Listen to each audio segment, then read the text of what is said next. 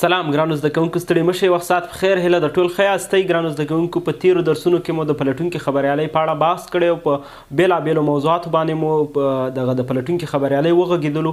نن درس موضوع د تحقیقي خبریال څوک دی یا پلټونکی خبریال څوک دی. نن په همدغه موضوع باندې بحث کوو. تحقیقي خبریال یا پلټونکی خبریال د نور عادي خبریالانو سره توپیر لري. نور عادي خبریالان په یو څو اساسي پوښتنو ته جواب وایي په راپور کې، یو څو اساسي پوښتنو جواب پیدا کوي، هغه په راپور او خبر کې وړاندې کوي. خو بیا تحقیق خبریال یا د پلټونکي خبریال چې دی دا په یوه داسې موضوع باندې کار کوي چې هم زیاتې پلټنې ته ضرورت ولري، هم زیات کار ته ضرورت ولري، او هم دغه موضوع په وخت او ټولنې او همدغه ځای موقعیت کې ډېره مهمه وي. نو دا په مهمو موضوعاتو باندې کار کوي پلټونکي خبریالان. بیا په رسنیو کې هم کم پیدا کیږي او هر رسنۍ او خبري ایجنسونه چې دي دا په شمار په خبري پلټونکي خبریالان لري. دوی معلوم پلټونکي خبریالان لري چې د دوی لپاره کار کوي. هر پلټونکي خبریال چې دی دا کولی شي چې ډېر ښه راپور جوړ کړي، خو چیرې دی که د خپلو مهارتونو نه سخت کار وکړي نو دی به وتوانېږي چې ډېر یو ښه او بشپړ پلټونکی ریپورټ چې کې جوړ کړي. ګرانو زده کوونکو، د پلټونکي خبریال ځینې ځانګړنې وایو چې دغه ځانګړنې د نورو خبریالانو سره یو څه اندازه توپیر هم کوي. کله چې موږ دغه ځانګړنې وایو نو تاسې به بشپړ توګه باندې پلټونکی خبریال وپېژنئ چې یعنې پلټونکی خبریال څوک. ښه، دا ځانګړنې داسې دي چې لومړی پکې علاقه ده. څه علاقه؟ پلټونکي خبریالي چې یو خبریال کوي نو د خبریال باید لومړی د دغه پلټونکي خبریالۍ سره علاقه ولري. که چیرې تاسې داسې فکر لرلی چې د دغه پلټونکي خبریالۍ له لارې پیسې وګټئ، ښه ژوند ولرئ او دغه مسایل کوم چیرې په ذهن کې وي نو بیا له دغې برخې څخه جدا منع وکړئ. او تاسو نشئ کولی چې په پلټونکي خبریالۍ کې پیسې وګټئ او تاسې د یو ښه ژوند څښتنان شئ. البته په دغه خبریالۍ کې ګټې شته دی چې د ټولنې په وړاندې به مو یو ستر مسؤلیت ترسره کړی وي، خو نه پیسې او نور شیان په دغه امتیازات چې دي په دغه خبریالۍ کې نشته دی. ځکه دا خبریالي چې ده دا زیات کار ته وخت اړتیا لري او زیات لګښت اړتیا لري. خبریال به پکې ستړی ستومانه وي، ډېر زیاره کوششونه به کوي، د میاشتو او یا هم د کلونو پلټنې وروسته به یو ریپورټ د چې دی د نشر ته چمتو کیږي، خو ده په لاس ته هېڅ امتیازات نه راځي، نه ډېر امتیازات پرې راځي او نه پې دا کولی شي که یو څوک دغسې خواري لکه په پلټونکي خبریالۍ کې چې کوي نو که دا چیرې بل ځای وکړي مثلا په تجارت یا بل څه کې نو هلته امتیازات زیات راوړلی شي، خو دلته نه شي. خو علاقه ده چې په دغه خبریالۍ سره که یو څوک غواړي چې پلټونکی واوسیږي، د فساد او د ناانصافۍ او د دغه غلا او چور چپاول د دغه مسایلو په وړاندې مبارزه وکړي او د ټولنې په وړاندې خپل مسؤلیت ادا کړي، یعنې پیسې ونه ګټي خو زړونه وګټي، نو بیا په دغه خبریالۍ کې کار کول چې دی د لپاره پکار دي. پلټونکي خبریالان باید لومړی د دغه خبریالۍ سره چې وکړي علاقه ولري.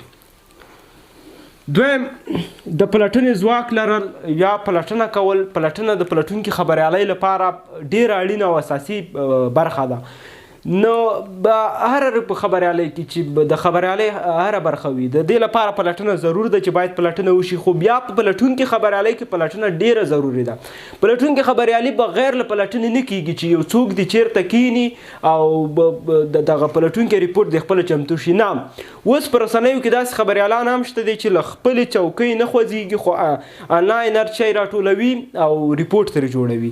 دا هم د خبریالۍ یو برخه ده. خو بیا په پلټونکي خبریالۍ کې داسې نه کیږي. پلټونکي خبریالۍ کې پلټنې لپاره به خبریال سرچینې پیدا کوي، سرچینو سره به غږیږي، د سرچینو څخه معلومات اخلي، هغه پوښتنې چې د ذهن کې دي دغه پوښتنو لپاره به جوابونه پیدا کوي، بیا به وروسته چې دی یوې نتیجې ته رسېږي، پلټونکي ریپورټ به چې کوي جوړوي. بله ځانګړنه یې نوښت دی. دا داسې نوښت دی چې په د پلټونکي ریپورټونه ټول نوښتونه دي. یو څوک چې د میاشتو کار وروسته پلټنې وروسته یو ریپورټ وړاندې کوي، حتما به پکې نوښتونه ضرور وي، ځکه چې دا ډېرو مسایلو سره دغه د پلټنې پر مهال مخ کیږي او غواړي چې ټول په وروستۍ کې ریپورټ کې چې کړي ونغښتي، نو د دغې په نتیجه کې بیا چې کیږي یو نوښت چې کیږي رامنځته کیږي. منطقي فکر او ځان ساتنه.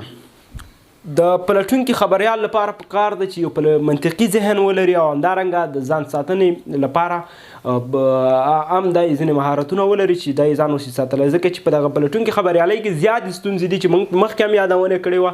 د انسان ته د مرګ وخت پکې هم شته دی، نو دغه د مرګ وخت څخه د ځان ساتنې لپاره یا د مرګ څخه ځان ساتنې لپاره او نورو ورته ستونزو څخه ځان ساتنې لپاره خبریال چې دی ځینې مهارتونو څخه برخمن وي.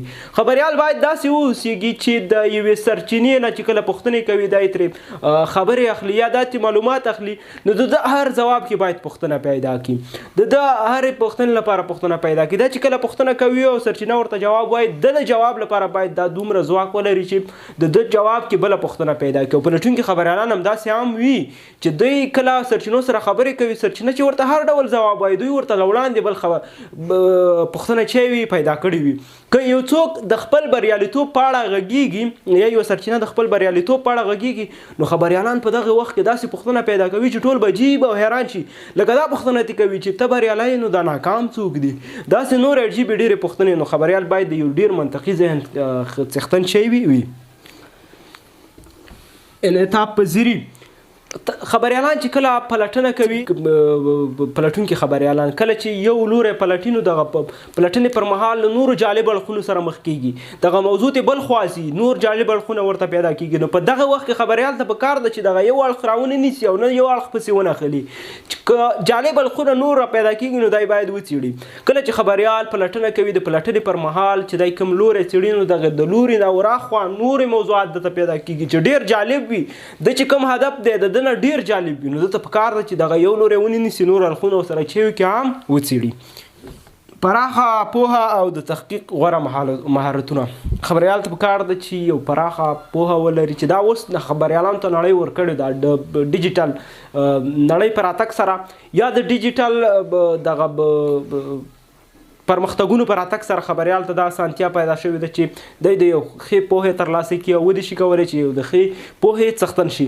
بل خبریال ته پکار ده چې تحقیق غوره مهارتونه ولري، دا په دې باندې وپوهېږي چې باید تحقیق څه ډول وکړي، تحقیق پر مهال ستونزې او نور مشکلاتو څخه ځان څنګه خلاص کړي، او د تحقیق هر ډول مهارتونه دته زده وي. که دی په یو مهارت کې ناکام شي، نو باید له نورو مهارتونو څخه څه کوي چې وکړي کار واخلي. زغم او اراده تحقیقي خبریال باید د ډیر زغم حوصلې خاوند وي. کله چې دی د پلټنې پر مهال یا پلټنه کوي، د میاشتو خوارۍ وروسته دغه ټول معلومات له لاسه وځي، د دغه وخت کې نه ده پکار چې دی زغم او حوصله وبایلي. یا هم دغه معلومات چې کله له لاسه ووځي، نو مدیر ورته وایي چې نور ته دغه موضوع څخه په شا شه او ته یې نشي کولی. دغه ځای کې باید خپل زغم له لاسه ورنه کړي، بیا او بیا پرسې پلټنه وکړي او بیا یې له سره چیکې پیدا کړي. نو پلټونکي خبریالي خورا لوړ زغم ته چیکوي ضرورت لري. دته پکار ده چې د تحقیق خبریالان داسې دي چې د هر چا دروازې ټکوي. نو د هر چا دروازو ټکولو لپاره یو لوړ زغم ته ضرورت دی، چې باید د خبریالان چی ولري. انصاف او اخلاقی اصول بار مونږ یادونه وکړله چې تحقیقي خبریالان په میاشتو وخت ضرورت لري. نو دغه په میاشتو تحقیق کول د نورو انسانانو مرستې ته هم ضرورت لري، د سرچینو مرستې ته ضرورت لري. نو خبریال ته پکار ده چې سرچینو سره په ډیره ښه اخلاقي بڼه باندې مخ په وړاندې لاړ شي او دوی سره ښه رویه وکړي، ښه انساني چلند ورسره وکړي، تر څو د معلوماتو په اسانتیا کې ورسره چی مرسته وشي. داستان لیکوالي د تحقیقي خبریال لپاره تر ټولو مهم هم دا ده چې دی د خپل ریپورټ د داستان په بڼه ولیکي. دی چې کله لومړی له ورځې نه د کار لپاره وځي، تحقیق او پلټنې لپاره وځي، د میاشتو پلټنې وروسته یوه نتیجه ترلاسه کوي. نو دته پکار ده چې دغه د میاشتو پلټنه داسې په راپور کې په ځای کې چې هغه له لومړۍ ورځې تر وروستۍ ورځې کیسه شکل ولري، د کیسې پر شکل وړاندې شي، نه ورسره لیدونکي بیا ستړي شي او نه دته کار سخت شي چې له یو ځای بل ځای ته ټوپ کړي او له بل ځای بل ځای ته، دا ډېر بیا راپور ورته ګډوډوي. نو پکار ده چې هماغه لومړۍ ورځ نه چې پلټنه پیل کړې وه، د هماغې ورځې نه تر اخري ورځې پورې کیسه شکل باندې چی ریپورټ وړاندې کړي. جرأت تحقیق خبریال باید د خورا لوړ جرأت څښتن وي. د په وړاندې دته د مرګ ګواښونه کیږي، دته نور ګواښونه کیږي، د په وړاندې ډېرې ستونزې او خنډونه راځي، خو دا په یو حال کې باید حوصله ونه بایلي او دغه ټولو سره چی وکړي، مبارزه وکړي. له خلکو سره اړیکې لکه څنګه چې خبریالان د ولس استازي دي او د ولس په نمایندګۍ باندې کار کوي، نو دوی ته پکار ده چې د خبریالانو ته پکار ده چې خلکو سره ښې اړیکې ولري. که داسې ووایم چې له وزیره نیولې تر مجره ده، زموږ ټولنه کې مجرد چې دی داسې لکه د شوخۍ په ډول ورته خلک یو ډول په ټیټ نظر ګوري چې څوک ورسره اړیکې نه ساتي یا د خلکو له پامه غورځېدلی وي. خو په هر حال دا ټوکې دي، داسې نه یعنې د وزیره تر داسې یو عام کس چې ډېر ټیټه کچه کې وي، تر دې کچې خبریال باید لار چا سره چې وکړي اړیکې ولري. سیالي پکار ده خو سالم رقابت پکار دی. مثلا د رسنیو ترمنځ خبریالان یا ځینې رسنۍ په خپله کې د یوې سیالۍ په درشل کې وي. دوی هر څوک غواړي چې معلومات زر ترلاسه کړي، مخکې ترلاسه کړي او مخکې وړاندې کړي خلکو ته، او د نورو څخه په ښه بڼه ترلاسه کړي. اوس په رسنیو کې خبریالان هم همدغه سالم رقابت یې شروع کړی. رقابت باید سالم واوسېږي چې د هر چا نه وړاندې له هر چا نه ښه خبرونه چې شي وړاندې شي. خبریالان هم اوس په دغه شانتې د خپلې رسنۍ لپاره د ځان لپاره سالم رقابت کوي. دوی غواړي چې معلومات زر ترلاسه کړي او په ښه بڼه یې ترلاسه کړي او له نورو ښه ولس ته چې کړي وړاندې کړي. ګرانو زده کوونکو، نن مو وویل چې تحقیقي خبریال څوک دی او ځینې ځانګړنې مو ورته وویل.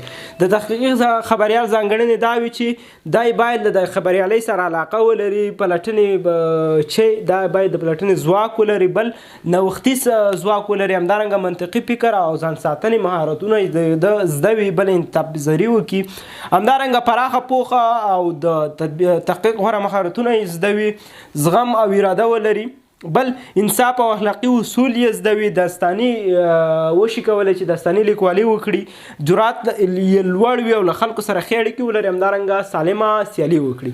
ګرانو زده کوونکو، د نن ورځ درس همدومره و، تر بیا ښې چارې.